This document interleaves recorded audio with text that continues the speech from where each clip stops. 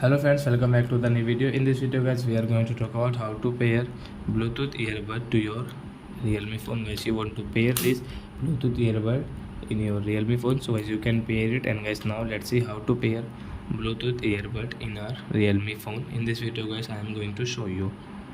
So friends, first of all, open your phone setting to pair this Bluetooth earbud.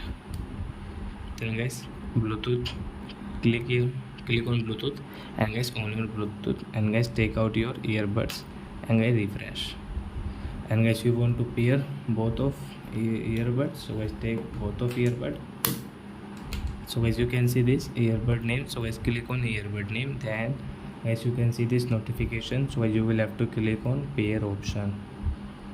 Guys now wait, so you can see this pair with this device. So guys you want to pair, so guys click on pair, then it will pair in your Realme phone. Then guys you can use your Bluetooth earbud.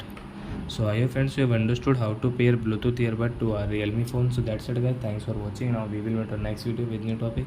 Before going guys, please go and like my video, subscribe my channel. Bye bye friends.